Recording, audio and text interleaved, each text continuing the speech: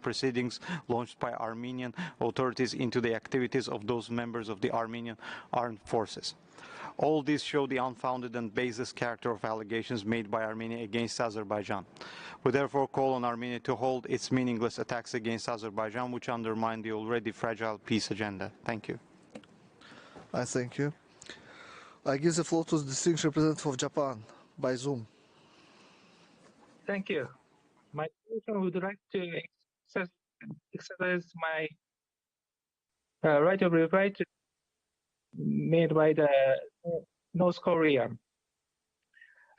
Issues related to the history have been raised. Any nation or region should be humble about its own history and must take it seriously. Japan has been implementing this seriously, and Japan's progress as a peaceful nation after the war is a testament to this. Japan has consistently respected democracy and human rights and contributed to peace and prosperity in the Asia-Pacific region and in the international community over the past 75 years since the end of World War II. The claims and figures that North Korea mentioned regarding Japan are groundless and based on factual errors. Regarding on the issue of abduction, the claims by North Korea are based on erroneous recognitions under the Stockholm Agreement of May 2014 between Japan and North Korea. Notwithstanding its position, North Korea promised to carry out comprehensive and thorough investigation on all Japanese nationals concerned, including the abductees. The victims and their families are now well advanced in age, and some of them there have passed away. The issue of abduction must be resolved without further delay.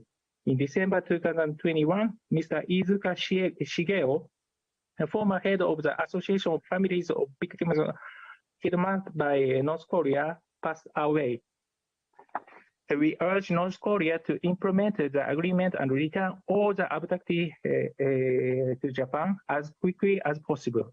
North Korea should listen sincerely to the call of the victims and their families and those of the international community, including the resolution on the human rights situation in the DPRK.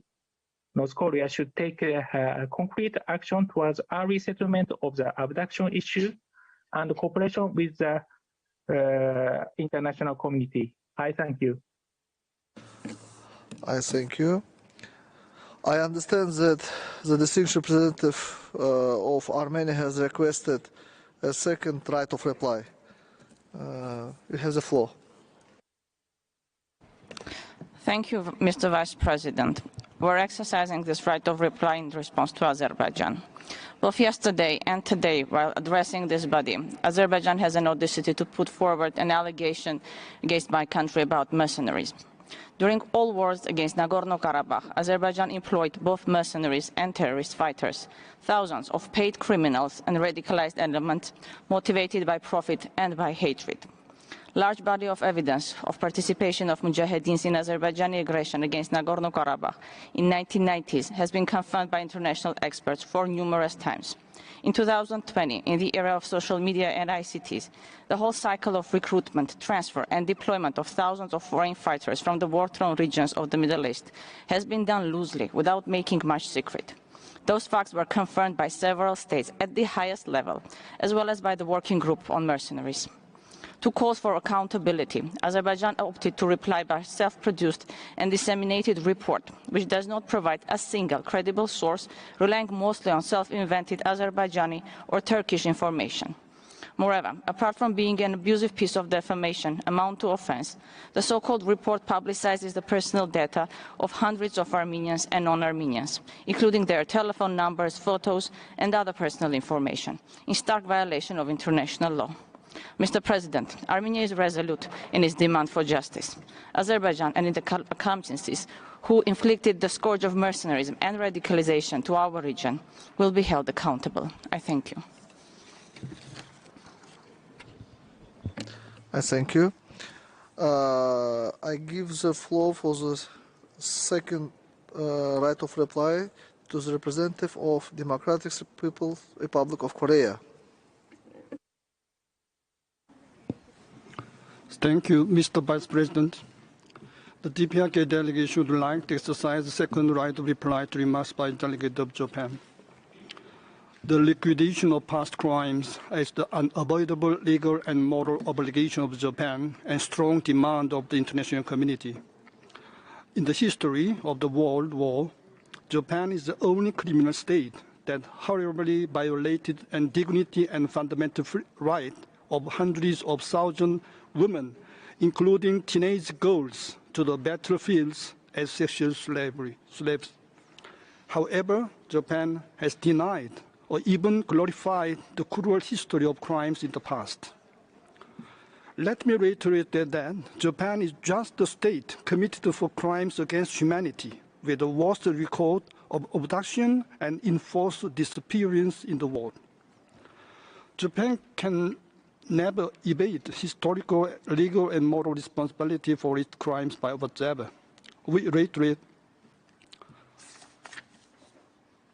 So it is high priority for Japan to sustain itself as victim without guilt concerns for its infliction of the unprecedented misfortune and pain on Korean nation, far from reflecting on crimes. Japan is once again strongly urged to cease the useless act and sincerely reflect on the past crimes against humanity and make the due reparation as it legally and morally obliged to do so. I thank you.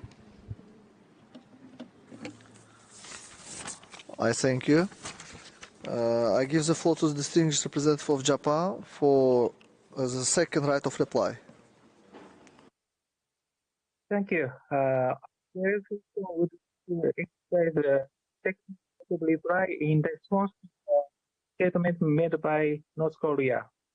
Referring to comfort women as sex slaves does not reflect the facts, and therefore this expression should not be used.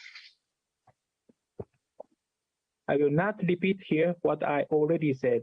Having humbly accepted the facts of the history, Japan has sincerely addressed the various issues over the first 75 years since the end of World War II. Having served as a non-permanent member of the UN Security Council 11 times over the past 65 years since Japan joined the UN, Japan has actively contributed to international peace and security.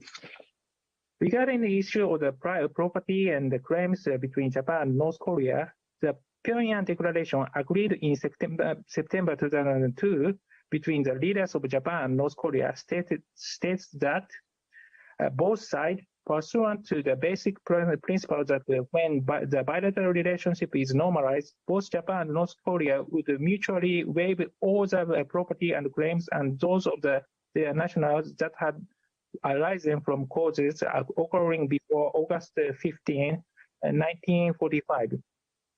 Decided that they would discuss this issue of property and claims concretely in the normalization talks.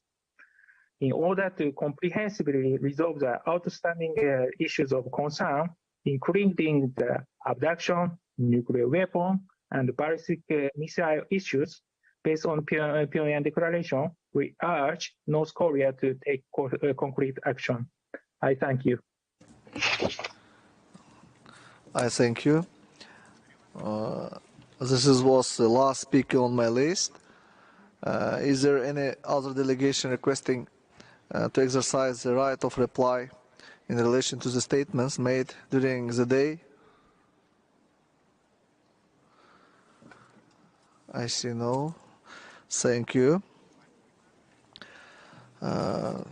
Excellency, distinguished participants, we shall now proceed with the presentation of the thematic report submitted by the Secretary General and the High Commissioner for Human Rights in her office. It's my pleasure to welcome Ms. Peggy Hicks, Director of the Thematic Engagement, Special Procedures and Right to Development Division of the Office of the High Commissioner for Human Rights, to present the reports. Madam, you have the floor. Thank you very much. Distinguished Vice President, Excellencies, colleagues, it's a pleasure to introduce 12 written reports of the Secretary General and the High Commissioner for Human Rights on a range of thematic issues to be considered under items 3 and 8, as well as one oral update. Under item 3, Let me start by presenting the report of the High Commissioner on promoting and protecting economic, social, and cultural rights within the context of addressing inequalities in the recovery from the coronavirus disease pandemic. The report contains an overview of the research activities and projects of the Office on Economic, Social, and Cultural Rights and sets out the efforts and progress the Office has made to strengthen its capacity in this field, as well as remaining gaps. The report notes that in the context of the socioeconomic crisis generated by the pandemic, the Office has stepped up its engagement to combat economic and other inequalities. While the report underscores the urgency of placing economic, social, and cultural rights at the center of the COVID-19 recovery, it also emphasizes the indivisibility, interconnectedness, and interdependence of all human rights. The report highlights that while there is a growing demand for the Office to engage on economic, social, and cultural rights, limited resources impede its ability to deliver on the increased work. The report calls for additional human and financial resources so the Office can expand its work in this area and provide purpose-specific and operationally relevant support to states to meet their obligations to progressively realize economic, social, and cultural rights in their territories. I would like to draw your attention to the report of the Secretary General on the question of the death penalty. The report welcomes the steady progress towards the universal abolition of the death penalty. Encouraging steps include new ratifications of the second optional protocol to the International Covenant on Civil and Political Rights, aiming at the abolition of the death penalty, and the adoption of national laws abolishing the death penalty for all crimes and establishing judicial discretion by removing mandatory death sentences. With respect to countries that have not yet abolished the death penalty, the report welcomes the overall trend of decreased use in the last years. However, it notes with concern that after suspensions due partly to restrictions related to the COVID-19 pandemic, the imposition and application of the death penalty has resumed or increased in a number of countries. The report calls on states that continue to use the death penalty to adopt a moratorium on executions with a view to abolition. It emphasizes that all states should fully respect their obligations under international human rights law. Pending abolition, retentionist states should impose the death penalty only for the most serious crimes, which has been consistently interpreted as crimes involving extreme gravity involving intentional killing, and refrain from using it for other crimes, such as drug-related offenses or terrorism-related offenses not involving intentional killing. The report also urges states to comply with transparency requirements and to provide disaggregated data on the use of the death penalty in order to facilitate a fully informed public debate on capital punishment and its impacts on human rights. I'm pleased to present as well the consolidated report of the Secretary General and the High Commissioner for Human Rights on the right to development, which considers global challenges to the realization of the right and the efforts undertaken to overcome them in the context of the response to and recovery from the COVID-19 pandemic. The report provides an analysis of the way in which the application of the right to development, its principles and norms, as defined in the Declaration on the Right to Development, would have contributed to preventing and/or easing various impacts of the pandemic and guiding the global response and recovery. It addresses three areas, including the international financial system, the vaccine rollout and business model, and the green recovery. The report highlights the urgency of strengthened international solidarity and global coordinated efforts to reverse the increasingly divergent paths of the COVID-19 recovery. It recalls states' primary responsibility to respect, protect, and fulfill the right to development internally, internationally, and collectively. It calls on all business enterprises to respect human rights wherever they operate, and on international financial institutions to support recovery efforts by ensuring that their programs and loans enhance the fiscal space and capacities for states to deliver in the areas of health, social protection, and other human rights. The report calls for the elimination of unduly complex and restrictive licensing processes to ensure that vaccines and treatments reach everyone. Human rights norms and principles offer guidance for states to cooperate with each other in the implementation of immediate actions to address global inequalities in the financial system, undertake structural reforms to the debt architecture, reverse vaccine inequality, guarantee increased investment in social protection, and advance greener economies. I would now like to turn to the High Commissioner's report on the rights of Indigenous peoples.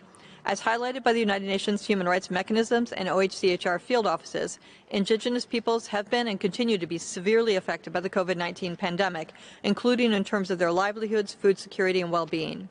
The report draws on lessons learned during the reporting period and considers the impact and consequences of the pandemic over time. The report covers OHCHR's work in advocating for Indigenous peoples' effective and meaningful participation and leadership in COVID-19 response and mitigation strategies. It also recommends states redouble their efforts to ensure the legal recognition of Indigenous peoples' collective ownership of land, territories, and natural resources, to enhance the protection of Indigenous defenders, and to take effective action to address persistent intersectional discriminations, ensuring that the free, prior, and informed consent of Indigenous peoples is obtained on all matters that could potentially affect them. I would now like to provide an oral update on the human rights implications and good practices and key challenges in affordable, timely, equitable, and universal access to and distribution of quality, safe, efficacious, and affordable COVID-19 vaccines, and the impact on the right of everyone to the enjoyment of the highest attainable standard of physical and mental health. The rollout of COVID-19 vaccines worldwide, while unprecedented in terms of speed and scale and saving millions of lives and livelihoods, has been highly unequal. Only 28% of the older populations and 37% of healthcare workers in low-income countries have been vaccinated with their primary series. It is essential that those most at-risk groups are all vaccinated to save lives and for the pandemic to not be unnecessarily prolonged. Countries need to adequately engage communities and groups at risk of exclusion to ensure that the vaccines reach them, including the millions of displaced persons who have been insufficiently covered in COVID-19 vaccine distribution schemes. Meaningful participation of civil society and engagement of communities in the development of vaccine distribution protocols and in the administration of vaccines is also key to sustained demand for vaccines. Vaccine hesitancy is a global threat beyond COVID-19, with the world witnessing the largest backslide in vaccinations in 3 decades. Disruptions of routine immunization of children may increase the risk of resurgence of diseases that the international community has worked hard to eradicate, such as polio and measles. Universal and equitable access to vaccines, medicines, and treatments is essential to better manage future threats in the shared interest of all. The pandemic treaty that is currently under discussion among member states should provide for a well-coordinated global approach to the development and distribution of vaccines, medicines, and treatments based on solidarity and cooperation. The full and broadest participation, including by civil society, in the context of the negotiations will be key in this regard, as is ensuring that the text is grounded and builds on universal human rights. Also relating to the COVID pandemic, I'd like to present the High Commissioner's report on the human rights implications of the pandemic on young people. Based on more than 60 responses, this study highlights systemic barriers to young people's human rights, particularly education, employment, and social security, health, and participation in the face of the COVID-19 pandemic. Pandemic responses have negatively affected young people's human rights in manifold intersecting ways, with significant social, economic, and psychological consequences for youth. And they have also exacerbated inequalities, including between youth. This poses considerable long-term risks to young people's human rights and the implementation of the 2030 Agenda for Sustainable Development. The study also sets out the key role that young people have played in the COVID-19 response, vaccination, and recovery efforts, and identifies promising practices by different stakeholders. The study recommends that states adopt a human rights-based approach to COVID-19 recovery that is focused on building a sustainable and equitable future for all, grounded in a new social contract. This approach must be founded on solidarity that gives a proper place to the human rights of youth and is designed and implemented in partnership with youth. All COVID-19 recovery responses must be guided by an intersectional approach to young people's human rights. Furthermore, states and UN entities should mainstream youth rights so that young people can fully enjoy their rights. Continuing on the topic of youth, I'm pleased to present the OHCHR Midterm Progress Report on the implementation of the 4th phase of the World Program for Human Rights Education. Based on submissions received from 17 states, the report provides an overview of action taken at the national level in the context of the current phase of the World Program for Human Rights Education focused on youth. The report presents progress in the development of policies concerning human rights education in the formal education system and of non-formal human rights education initiatives for youth, thereby extending access particularly for youth in situations of exclusion and vulnerability. The report recommends increased facilitation of and support for the work of civil society, especially youth groups and youth-led organizations conducting human rights education for their peers to strengthen peer-to-peer learning. The report concludes by underlining the importance of young people's inclusive and meaningful involvement as key partners so that human rights education for youth is conducted with and by youth. Human rights education is an important strategy to empower young people as agents of change and active citizens who uphold their human rights and those of others. Enhancing efforts to implement human rights education for, with, and by youth is a vital investment for a peaceful, just, and sustainable future.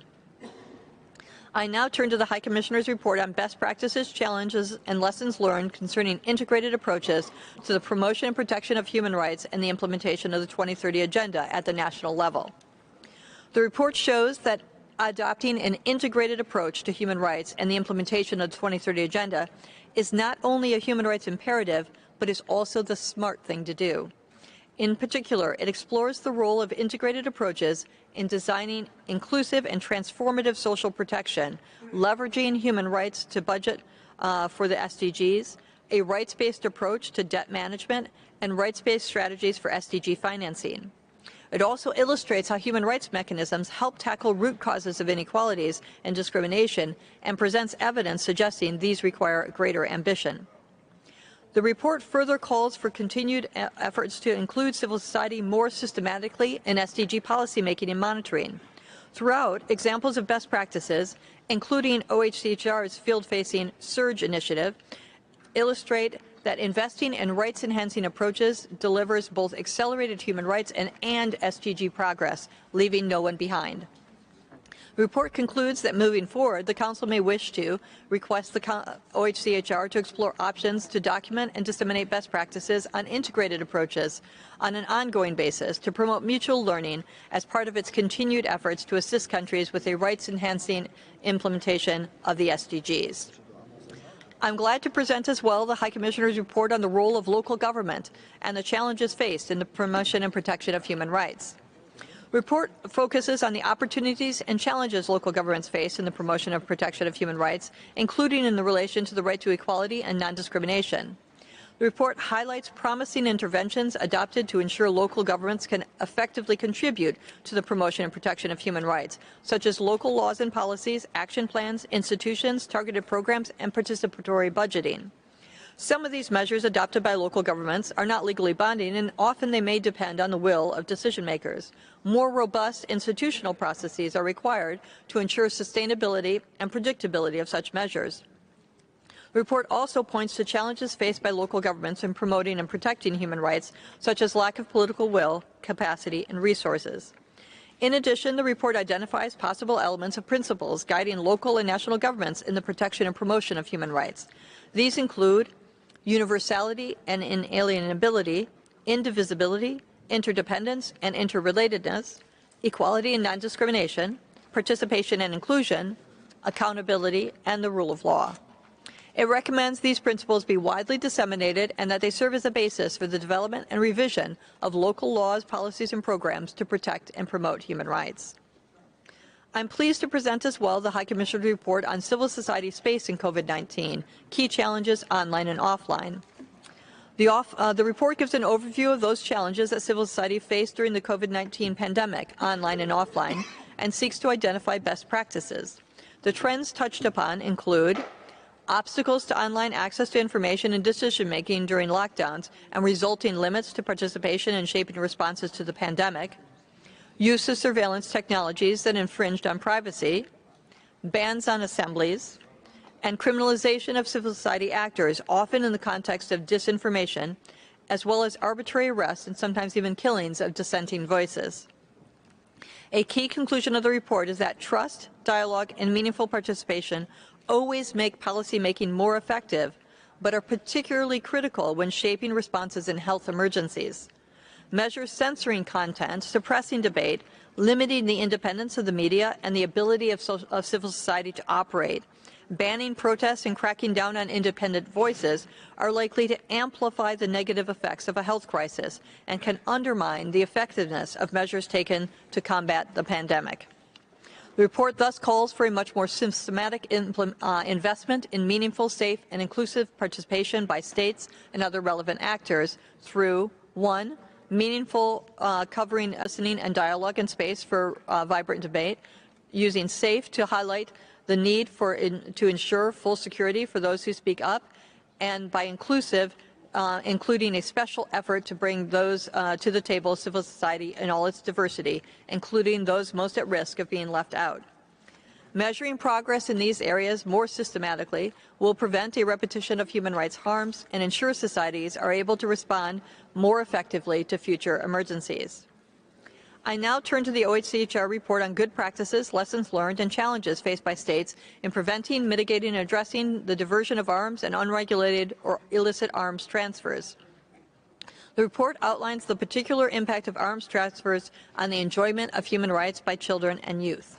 It highlights how diversion to unauthorized end users or for unlawful end use, as well as unregulated and illicit arms transfers, can result in a broad range of violations and abuses of the rights of children and youth in situations of both peaceful and armed conflict. The report identifies good practices, lessons learned, and challenges faced by states in preventing, mitigating, and addressing the diversion of arms and unregulated or illicit arms transfers that have had a particular impact on the enjoyment of human rights by children and youth. The report also details how a human rights-based approach to arms transfer governance offers a toolbox to assist states in implementing their existing due diligence obligations. It also examines the crucial role of national control systems and provides examples of practical measures that states can adopt to ensure compliance with their obligations, including with regard to the rights of children and youth.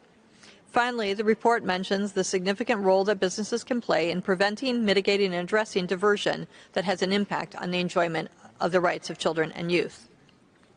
Finally, I would like to present two reports of the Secretary General under Item 8.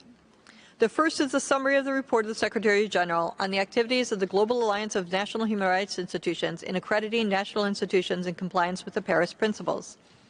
The report is submitted to Human Rights Council Resolution 4522 and contains information on the activities carried out from December 2020 to March 22 by the Subcommittee on Accreditation of the Global Alliance of National Human Rights Institutions, GANRI, in considering and reviewing applications of national human rights institutions for accreditation and reaccreditation.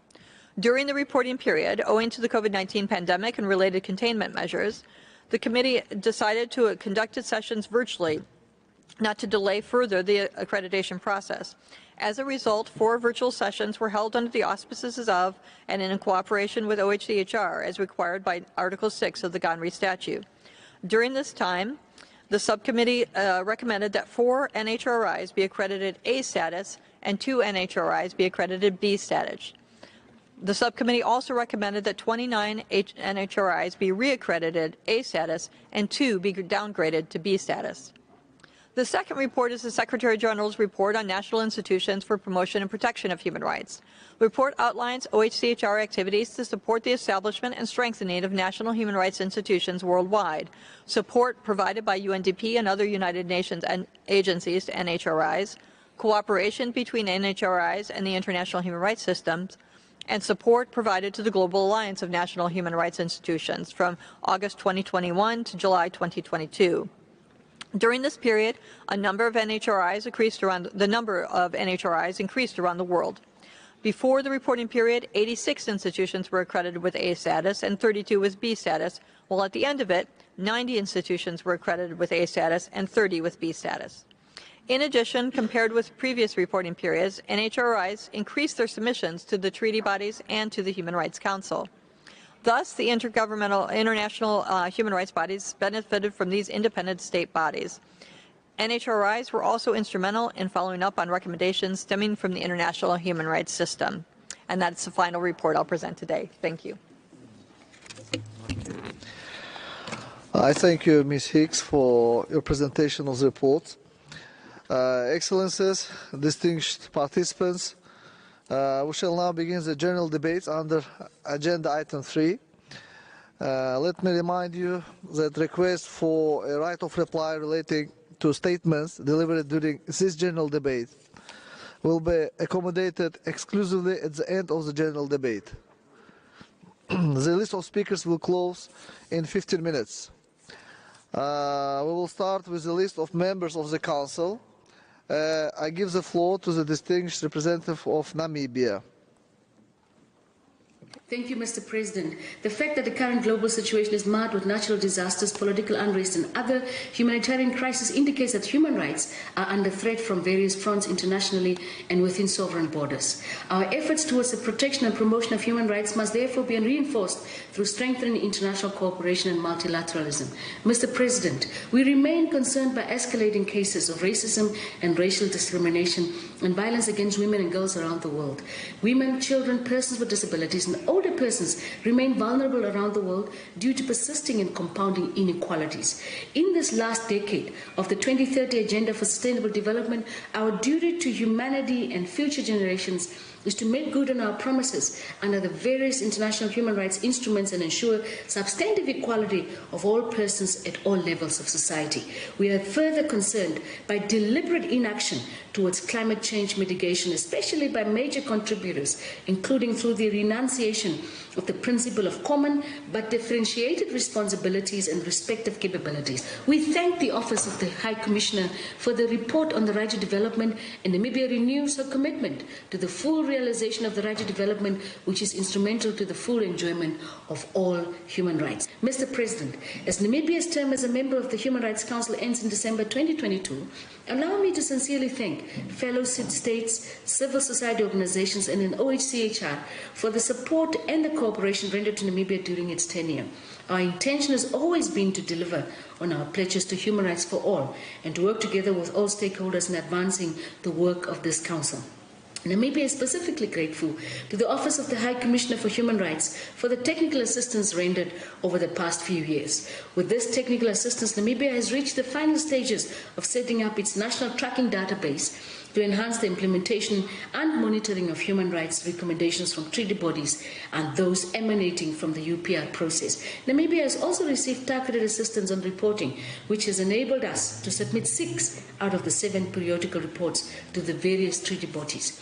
Finally, I believe that Namibia has successfully delivered on our voluntary pledges and will continue to make positive and constructive contributions to the work of the Human Rights Council, including remaining engaged with special procedure mandate holders. Thank you, Mr. President. Yes, I thank Her Excellency Honorable Ms. Yvonne Duzap, Minister of Justice of Namibia, for her statement. Now I give the floor to the distinguished representative of Angola, representing the community of Portuguese language countries. Thank you, Mr. Vice President. I have the honour to deliver this statement on behalf of the Community of Portuguese-speaking countries, CPLP. The CPLP reaffirms the importance of implementing civil, cultural, economic, political and social rights, including the right to development. They are universal, inalienable, indivisible, interdependent and interconnected. We take good note of the different reports presented, and in particular we welcome those on the right to clean water and sanitation, the rights of older persons, and the right to development. We consider that states should step up efforts to respond to the existing challenges in these areas through the expansion of the decision-making process, giving greater attention to people who are in a vulnerable situation and with a view to a more sustainable development of societies. Our community emphasises that the Human Rights Council must continue to give equal treatment to all of the aforementioned rights, with the ultimate objective of safeguarding the human dignity of all and leaving no one behind. In this context, we appeal to the human rights system of the United Nations to continue to address human rights in a holistic, objective, constructive, impartial manner based on dialogue and cooperation. Thank you, Mr. Vice President. I thank you, Excellency. I give the floor to the distinguished representative of Lithuania on behalf of a group of countries. Thank you, Mr. Vice President. I have the honor to speak on behalf of the Nordic Baltic countries, Denmark, Estonia, Finland, Iceland, Latvia, Norway, Sweden, and Lithuania. We welcome the comprehensive report of the High Commissioner for Human Rights on the implications of civil society in the context of the COVID-19 pandemic.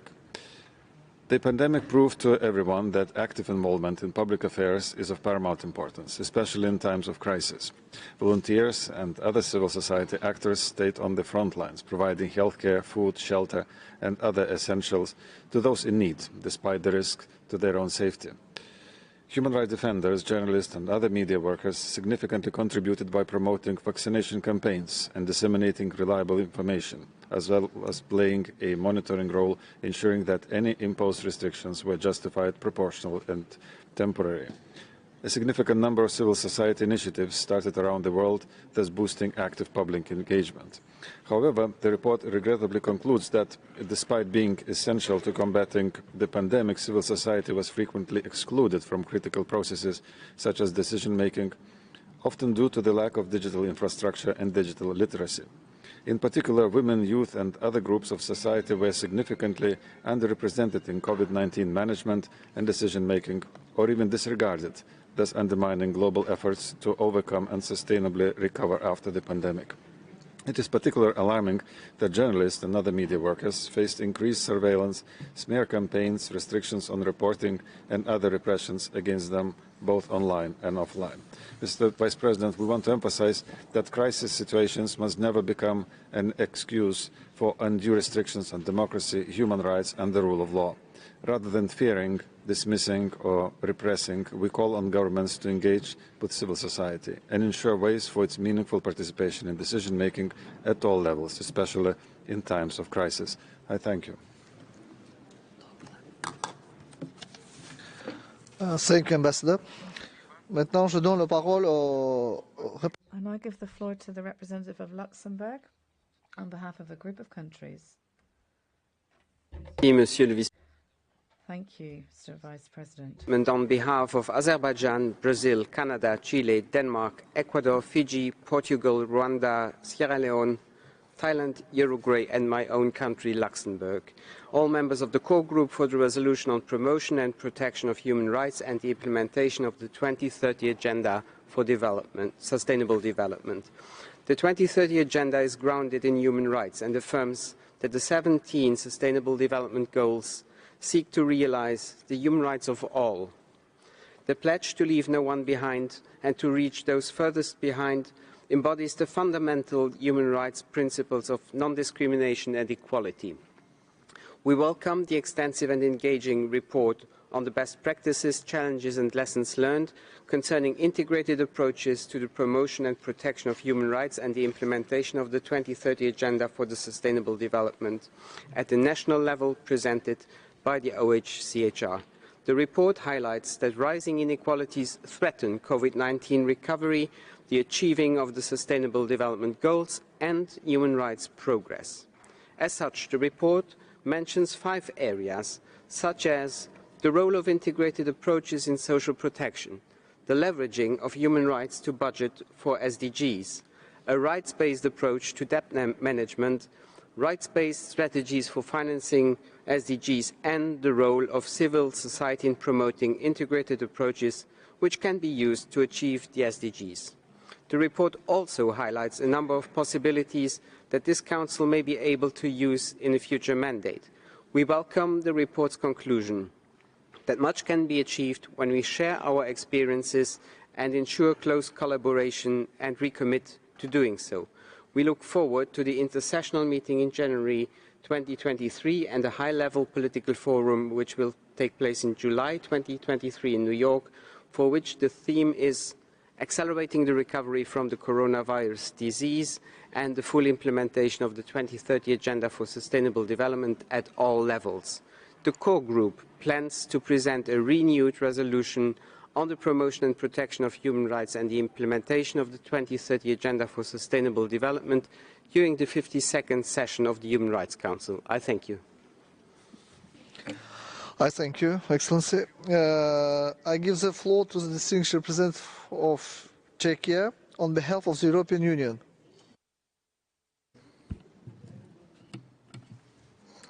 Mr. Vice President, I have the honor to speak on behalf of the European Union.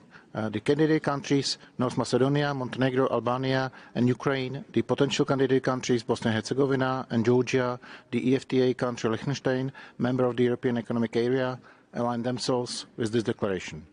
We thank the Secretary General and the Deputy High Commissioner for the reports and the President of the ECOSOC for her briefing. The EU regrets that the Chair of the Peacebuilding Commission was again prevented from briefing the HRC. Closer cooperation between the HRC and the two other pillars of the United Nations is imperative to allow this Council to fulfill its prevention mandate. The EU strongly opposes capital punishment at all times and in all circumstances. We are encouraged by positive trends towards the abolition of the death penalty in Central African Republic, Chad, Kazakhstan, Sierra Leone, Papua New Guinea, Liberia, Zambia and Malaysia. We call on all states who have not yet abolished the death penalty to establish a moratorium. We welcome the High Commissioner's report on civil society space.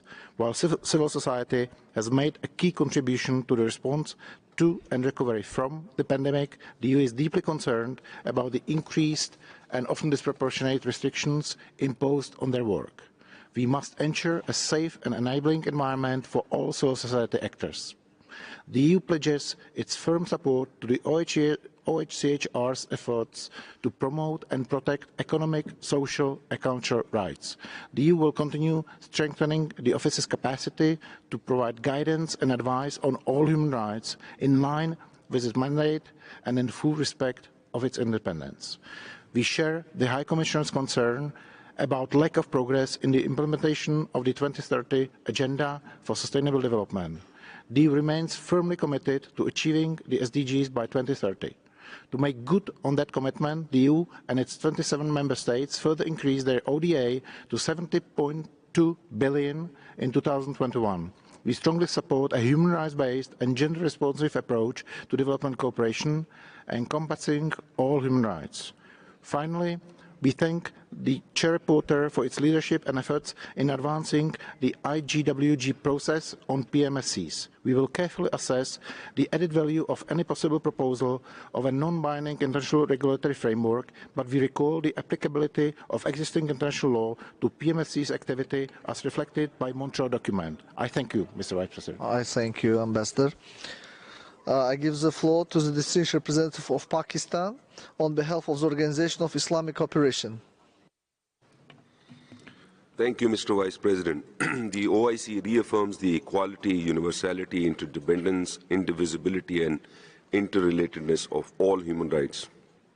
Selective approaches and double standards erode the credibility of the global human rights agenda and undermines the legitimacy of the Human Rights Council. We therefore reiterate our call for pursuing the path of dialogue and engagement to advance universal respect for human rights. We thank Ambassador Zamir Akram for presenting the report on the state of play in the Working Group on the Right to Development. After 2 decades of stalemate, we are pleased that the Working Group has commenced textual negotiations of the draft convention. We understand the Chair Rapporteur would prepare a second revised text of the convention, facilitating deliberations at the Working Group's next session. The draft text contextualizes the right to development as foundational and rightly frames the tools to advance it through financing for development, rules-based and fair trading system, transparent international financial system, combating corruption, as well as sharing of technology and knowledge. We are confident that once finalized and adopted, it would help in operationalizing the right to development and making tangible contribution towards achieving the SDGs. The OIC is deeply concerned over the devastation caused by climate-induced catastrophes, impeding realization of human rights of millions of people with more disproportionate impacts for developing and least developing states.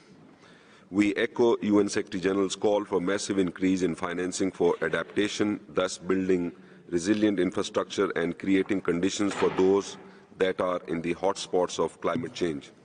Mr. Vice President, the OIC rejects racism based on color, creed, religion, language, and ethnicity.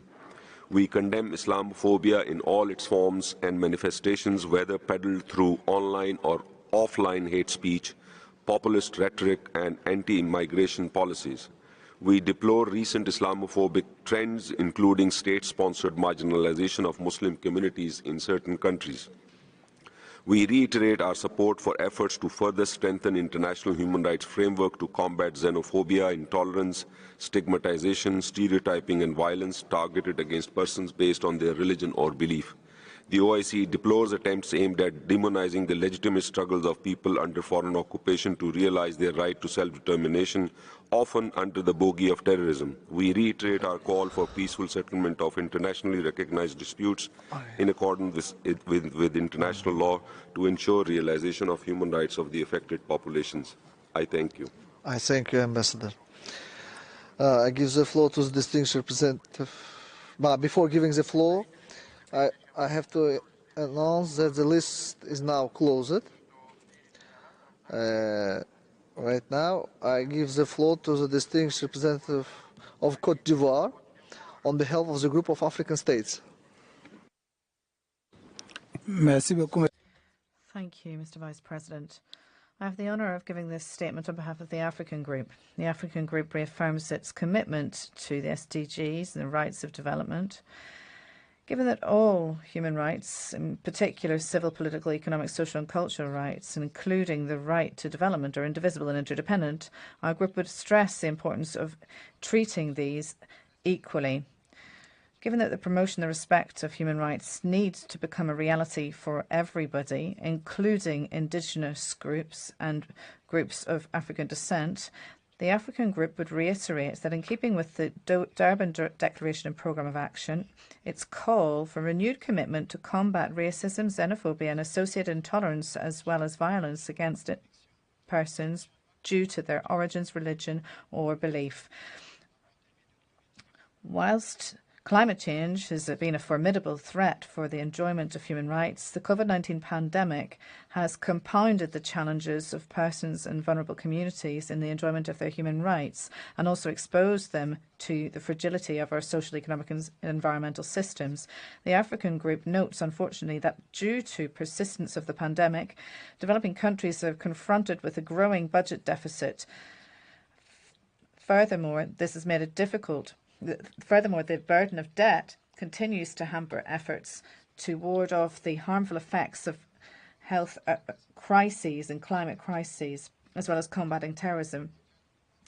Finally, the African Group believes that the deep economic crisis that we are grappling with requires urgent debt rescheduling of special drawing rights and the suspension or the rescheduling of debt in order to support the efforts to be resilient and to see economic recovery within the weakest countries, with particular stress placed on the production of medicines and vaccines and food security.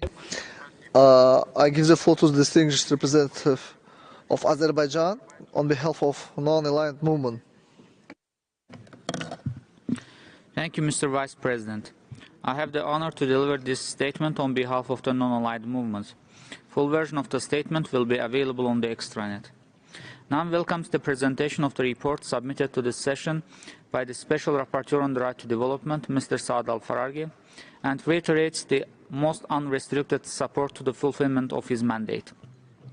NAM reaffirms that all human rights, including the right to development, are universal, inalienable, indivisible, interdependent, and interrelated, and stresses that the Human Rights Council should provide equal treatment to both civil political rights and economic, social, and cultural rights, as well as the right to development. The movement reiterates once again the urgent need to make the right to development a reality for everyone. In this regard, NAM recalls the commencement of the elaboration of a draft convention on the right to development, the text of which has been considered during the 21st, 22nd, and 23rd sessions of the Working Group on the Right to Development.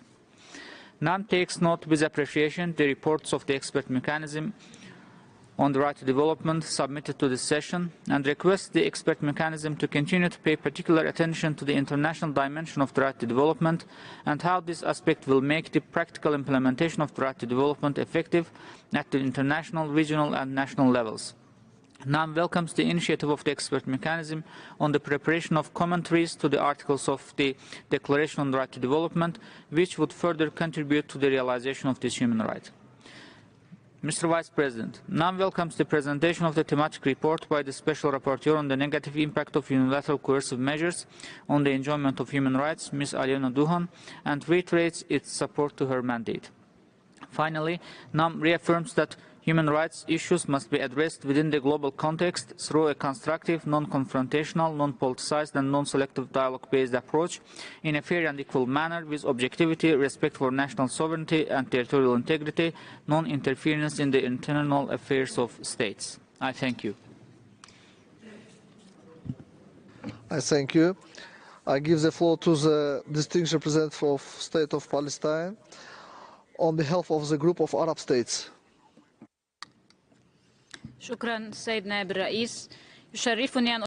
you, Mr. Vice President. I have the honour of giving this statement on behalf of the Arab Group. Mr. Vice President, the member states of the Arab Group are committed to respecting the indivisibility of all rights on an equal basis, notably when it comes to economic, social and cultural rights. We take this opportunity to commend the report submitted regarding the right to development. Mr. Vice President, the right to development serves to strengthen fundamental human rights. In the light of the pandemic, this right is all the more important. We must make sure we leave nobody behind. The Arab Group wishes to see further international efforts to ensure that we fulfill the goals in the 2030 Agenda. This requires the full commitment of the international community to eradicate poverty, to guarantee education and medical care. To conclude, the Arab Group stresses that the right to development needs to be granted a priority, and it needs to be afforded priority throughout UN plans, and to ensure that this is streamlined effectively. Thank you. I give the floor to the distinguished representative of Turkey on behalf of a group of countries. Rahmat, hörmetli Vice President.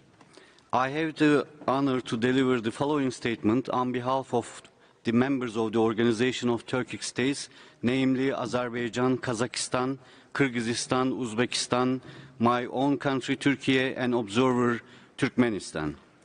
The right to education is an international human right enshrined in the Universal Declaration of Human Rights and the International Covenant on Economic, Social and Cultural Rights. Education has a positive impact in promoting and protecting all economic, social and cultural rights, as well as civil and political rights. As science and education accelerate economic development and welfare, Organization of Turkic States are determined to strengthen their partnership in these fields. Turkic University Union, which was established in 2013, and the Orhun Exchange Program are one of the concrete examples of this objective. They promote common consciousness around common language, history, cultural values among the youth of Turkic world. These projects contribute to the incorporation of diverse educational modalities, interdepartmental cooperation into higher education, to strengthen the bonds of solidarity among young people through sports events, to develop inclusiveness by various social and cultural activities. We are working on ways to benefit from emerging technologies and digital solutions with a view to furthering accessibility in education. Member states of organization will continue to develop cooperation in this field, which will in turn further promote all human rights. Thank you very much. I thank you, Ambassador. I give the floor to the distinguished representative of Syrian Arab Republic on behalf of a group of countries. Mr. Vice President, I have the honor to deliver this statement on behalf of a group of countries. The full version of the statement is uploaded. The expansion in imposing unilateral coercive measures against around 20% of UN member states undermines the basis of multilateralism. These measures imposed without the authorization of UN Security Council run counter to international law and UN Charter, endanger the well-being of the people in targeted countries, and constitute a systematic violation of their human rights, and should therefore be lifted immediately and unconditionally. There is no moral or legal basis for that justifies the resort by any state to extend or impose its jurisdiction on other states through UCMs. We categorically reject false justifications by sanctioning states to conceal, through the false claims of exemptions, the catastrophic impacts of such illegal measures, which may well amount to the crime against humanity. The illegality of primary sanctions extends also to means of its enforcement. The expansion of secondary sanctions and their extraterritorial enforcement has led to over-compliance, which magnifies the negative impacts of UCMs by extending them to additional targets ranging from individuals, entities, to entire populations, as stipulated in the report of the Special Rapporteur. As a result of over-compliance policies by banks, nationals of targeted countries are arbitrarily discriminated against by their nationality. Targeted states are impeded from meeting their financial obligations towards the UN and from carrying out diplomatic and consular functions in violation of Vienna Conventions on diplomatic relations and on consular relations, as well as UN host country agreements, while humanitarian organizations are prevented from transferring funds to sanctioned countries. Thus, the flow of mostly needed humanitarian response is obstructed. The so-called humanitarian exemptions remain non-existent and are only used to whitewash the immorality of UCMs. We appreciate the efforts of the Special Rapporteur and urge all states to abide by their obligations and call for the development of appropriate methods of accountability and redress to address the catastrophic impacts of UCMs. I thank you. I thank you, Excellency. I give the floor to the distinguished representative of India on behalf of a group of countries. Thank you. Mr. Vice President, India has the honor to deliver this statement on behalf of the like-minded group of countries. The list of supporting states will be updated on HRC Extranet. The COVID-19 pandemic and the lingering multiple crises in its wake have led to unprecedented setbacks to the enjoyment of human rights by people globally. Their impact continues to be disproportionately felt in the developing countries and has brought into focus the significance of the realization of economic, social and cultural rights. We are strongly of the view that all human rights are universal, indivisible, interrelated, interdependent and mutually reinforcing, and that the Human Rights Council should be guided by the principles of universality, impartiality, objectivity and non-selectivity, and constructive international dialogue and cooperation to enhance the promotion and protection of all human rights, civil, political, economic, social and cultural rights, including the right to development, in a fair and equal manner, on the same footing and with the same emphasis. Now, more than ever before, there is need for the Council to ensure balance in its work by giving due attention to the effective enjoyment of all economic, social and cultural rights. As we commemorate the 35th anniversary of the UN Declaration on the Right to Development, we support its mainstreaming within the UN system. Emphasis must be placed on the achievement of sustainable development goals as they contribute to the enjoyment of human rights and ensure that no one is left behind. The Council should further promote human rights education and learning, as well as provide greater advisory services, technical assistance and capacity building in consultation with and with the consent of states concerned. In accordance with GA Resolution 60/251, the methods of the Council should be transparent, fair and impartial and enable genuine dialogue and be results-oriented. The human rights agenda, including the Council's contribution towards prevention of human rights violations, must be pursued with due respect for the principles of the UN Charter, such as national sovereignty, territorial integrity, and non-interference in the internal affairs of states. In our view, proliferation of country-specific mandates that do not enjoy the support of the states concerned does not lead to improvement in the human rights situation on the ground. Efforts must be made to build consensus on vital issues of universal concern within the Council. I thank you. I thank you. I give the floor to the distinguished representative of Pakistan on behalf of a group of countries. Mr. Vice President, fostering equality and non-discrimination are foundational to promotion and protection of human rights of everyone, everywhere. That is why the principles of equality and non-discrimination have been codified in international human rights law.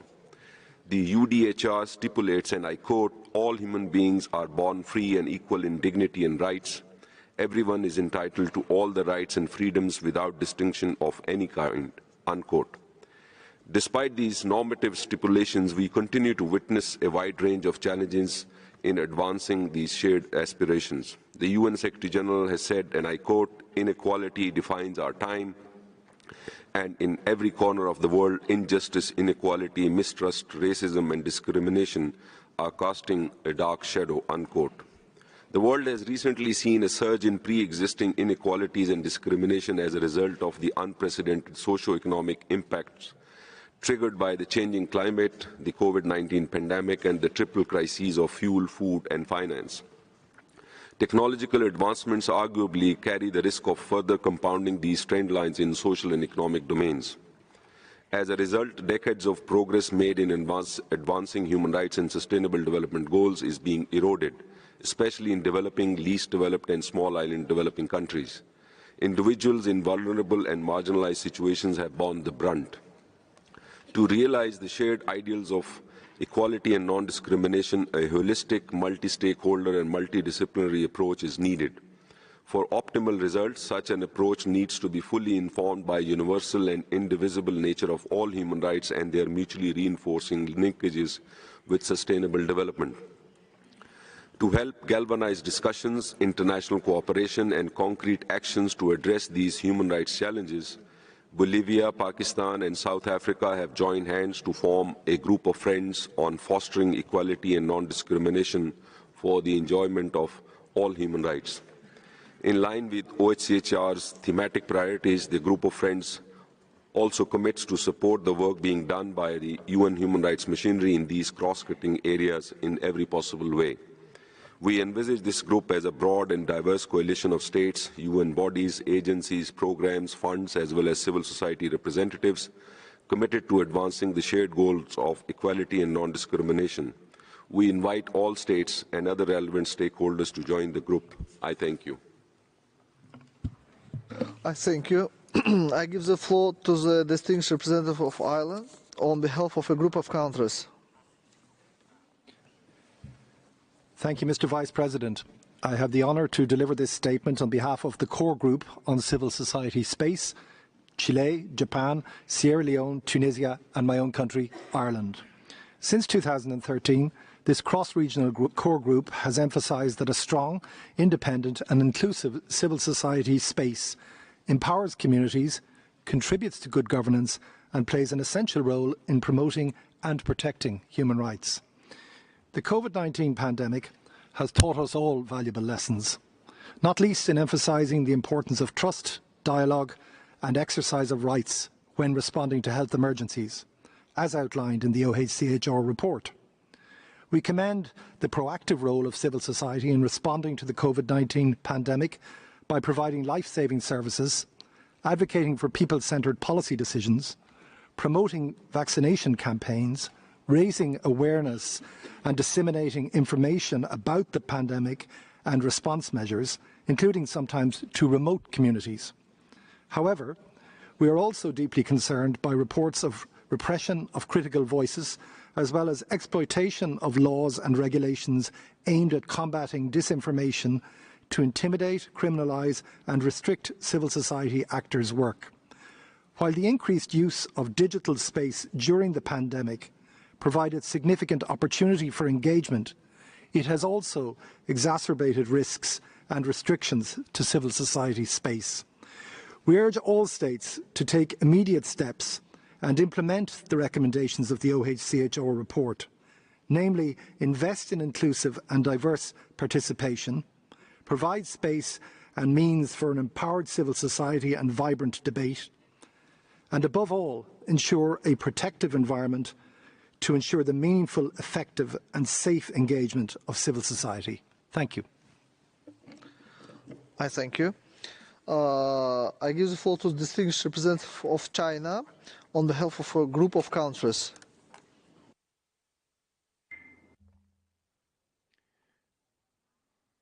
Sorry, it's It's yes. Mr. Vice President, I have the honor to speak on behalf of a group of countries.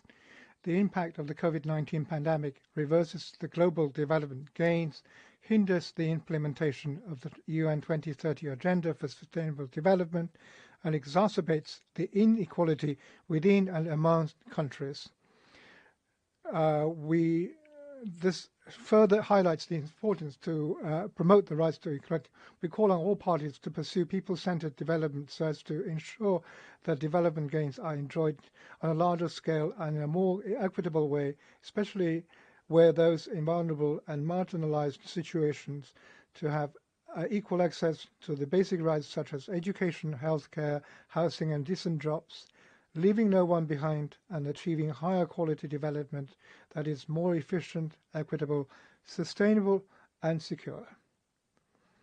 We call on all parties to enhance global solidarity, to take inclusive measures to combat the pandemic and advance post-pandemic recovery, and to ensure equitable access to vaccines and medicines. The implementation of the 2030 agenda should, taking into account different national realities and capacities and levels of development and respecting national policies and priorities, continue to be a priority on the international cooperation agenda to realize the 17 SDG goals on schedule. Developed countries should take more practical measures, and the international financial institutions should avoid austerity policies which impede the enjoyment of the economic, social and cultural rights. We call on the UN human rights mechanisms to put more emphasis on the promotion and protection of economic, social and cultural rights and the elimination of inequality, and provide effective assistance based on the consent of the countries concerned.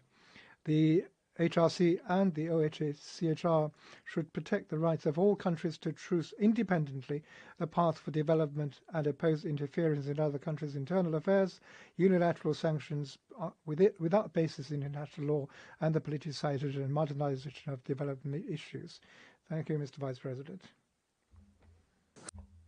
Floor to the distinguished representative of Bolivia on behalf of a group of countries. Thank you, Vice President. I have the honor to address the Council on behalf of Bolivia, Cuba, South Africa, as the core group of the 3912 resolution on the rights of peasants.